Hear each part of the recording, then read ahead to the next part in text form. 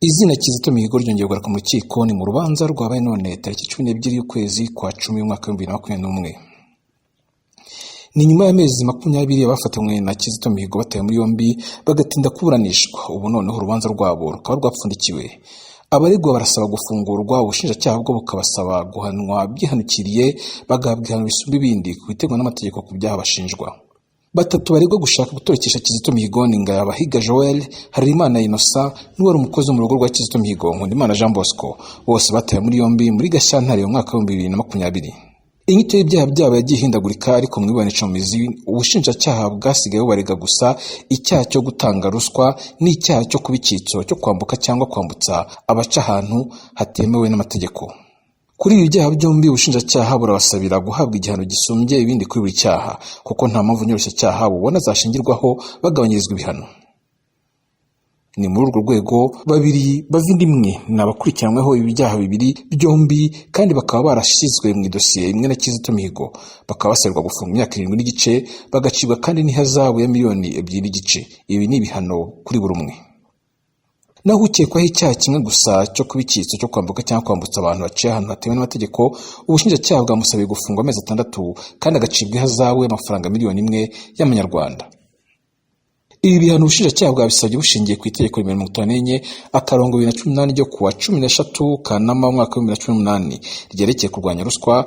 Ingingo ya 4 y'itegeko ikaba igira iti: umuntu wese usaba, utanga cyangwa wakira mu buryo ubwo aribwo bwose indonke iyo ari yo yose kuri we cyangwa ku wundi muntu, cyangwa wemera amasezerano yabyo kugira ngo akore cyangwa adakore ikiri mu nshingano ze, cyangwa yifashisha imirimo ye kugira ngo igikorwe cyangwa kidakorwa, abakoze icyaha. Iyo bihamijwe n'urukiko ahanishwa igifungo kirenze imyaka 5 ariko kitarenze imyaka 7 n'ihazabu y'amafaranga y'u Rwanda yikubye inshuro kuva kuri 3 kugeza kuri 5 z'agaciro k'indonke yatse cyangwa yakiriye. Ku kindi cyaha hashingiye kandi ku itegeko 57/2018 ryo kuwa 13 Kanama 2018 rigenga abinjira n'abasohoka, aho mu ngingo ya 44 igika cya 4 cya 5 iri tegeko rivuga ko umuntu wese wambutsa cyangwa ugerageza kwambuka umupaka cyangwa ahandi hantu hemewe atabiherewe uburenganzira na ofisiye wa immigration, umuntu wambutsa cyangwa ugerageza kwambuka aca ahantu hatemewe n'amategeko abakoze icyaha. Iyo bihamijwe n'urukiko ahanishwa igifungo kitari munsi y'iminsi 30 ariko kitarenza amezi 6, cyangwa ihazabu itari munsi y'ibihumbi 500 ariko atarenga miliyoni 1 y'amafaranga y'u Rwanda, cyangwa se aganishwa ibyo bihano byombi.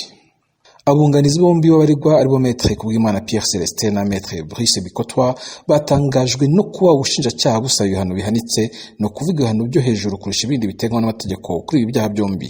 Basaba urukiko kugabanyiriza abo bunganira ibihano bagendeye ku biteganywa n'amategeko. Abavandimwe babiri Ngayabahiga Joel na Nkundimana Jean Bosco bahakanye bivuye inyuma icyaha cyo gutanga ruswa, bavuga ko ari ikinyoma cy'igicurano batwerewe n'ubushinjacyaha. Uwa gatatu wari umukozi wa Kizito Mihigo nawe ahakana ibyo ashinjwa byose, mu gihe ubushinjacyaha bwo buvuga ko mu gikapu cyasanga $300 n'amanyarwanda 420 yose hamwe arasaga amafaranga 700 y'amanyarwanda. Ubushinjacyaha bukemeza ko yarayo Harerimana Innocent yaratwaje Kizito ngo aze kuyifashisha atanga ruswa. Innocent Harerimana we yavuga ko amafaranga yose yaraye bwite, dore ko we atanafatanywe n'abandi ahubwo yafashwe haciyeho iminsi mike. Biteganyijwe ko umwanzuro w'urukiko kuri urubanza wasomanywe iminsi 10, no kuvuga tariki 22 Ukwakira umwaka wa 2021. Biteganyijwe ko umwanzuro w'urukiko kuri urubanza uzasomwa nyuma y'iminsi 10 rupfundikiwe, no kuvuga tariki 22 Ukwakira umwaka wa 2021.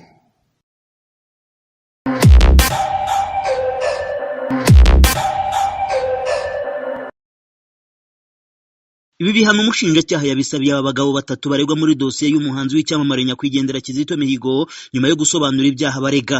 Arabarega ibyaha bibiri: icyaha cyo kuba icyitso cyo kwambuka cyangwa kwambutsa baca ahantu hatemewe n'amategeko, n'icyaha cyo kuba icyitso mu gutanga indonke cyangwa ruswa.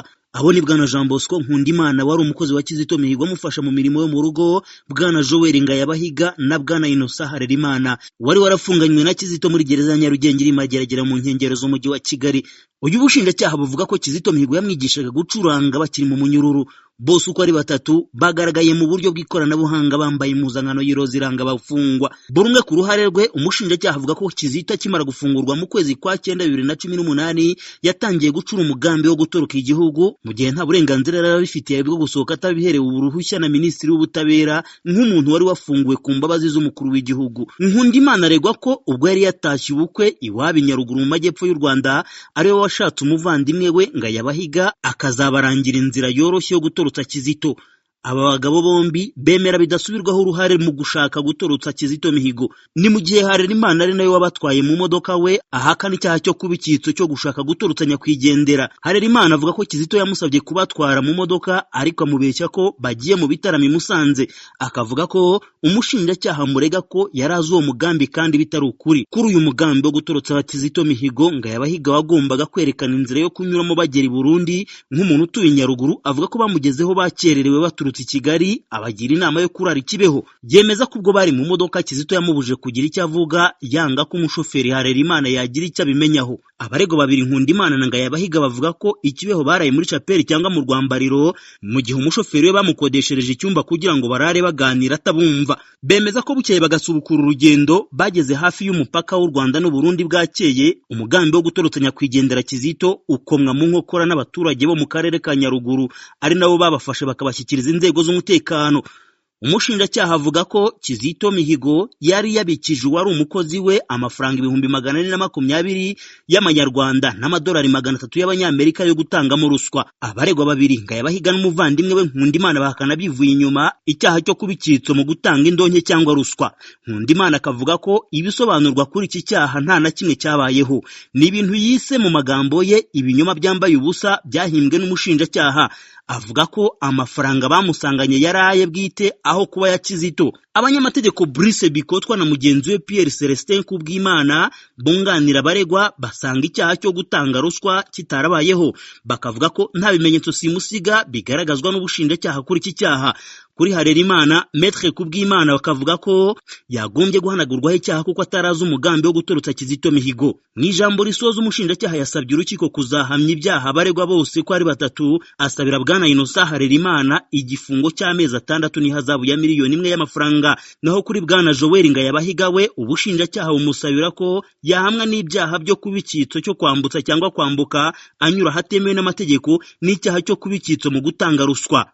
Bumusabira igifungo cy'imyaka 7 n'igice ndetse n'ihazabu ya miliyoni 2 n'igice z'amafaranga. Icyifuzo cy'ubushinjacyaha kuri Ngayabahiga ni nacyo kimwe ku muvandimwe we Jean Bosco Nkundimana, nawe asabirwa gufungwa imyaka 7 n'igice no gutanga ihazabu y'amafaranga ingana na miliyoni 2 n'igice. Abari guhereye kuri Harerimana asabwa kugirwa umwera agasohoka mu buroko. Ni mu gihe ku bavandimwe babiri Ngayabahiga na Nkundimana basaba guhanirwa icyaha bakoze bemera, ubundi bakagirwa bere ku cyaha cyo gutanga ruswa. Abanyamategeko babo babasabira kuzagabanyirizwa ibihano ku cyaha cyo kubikitso cyo kwambuka cyangwa kwambutsa baciye ahantu hatemewe, bakagirwa bere ku cyaha cyo gutanga indonke cyangwa ruswa kuko ubushinjacyaha nta bimenyetso bugitangira. Nibutse ko Nkundimana na Ngayabahiga bafashwe bari kumwe n'umuhanzi nyakwigendera Kizito Mihigo hari ku itariki ya 14 z'ukwezi kwa 2 2020 mu murenge wa Ruheru i Nyaruguru ku mupaka w'u Rwanda n'u Burundi. Harerimana wari wabatwaye mu modoka aza gufatwa nyuma. Kizito Mihigo baregwa gushaka kwambutsa we ku itariki ya 17 z'ukwezi kwa 2 2020 nibwo hamenyekanye inkuru ko yapfuye aguye mu maboko y'inzego z'umutekano aho yari afungiwe muri kasho ya polisi. Inzego z'ubutabera z'u Rwanda zavuze ko yapfuye yiyahuye, mu gihe abatemeranya nazo bavuga ko yaba yarahotowe. Imiryango mpuzamahanga iharanira iyubahirizwa ry'uburenganzira bwa muntu nka Amnesty International na Human Rights Watch yo ntisiba gusaba ko habaho iperereza ryimbitse kandi ryigenga ku rupfu rwa nyakwigendera Kizito Mihigo kugeza ubu rutavugwaho rumwe. Niba nta gihindutse ku itariki ya 22 z'uku kwezi nibwo umucamanza mu rukiko rwisumbuye rwa Nyarugenge azatangaza icyemezo kuri uru rubanza. Bagira ubusa ijwi ry'Amerika.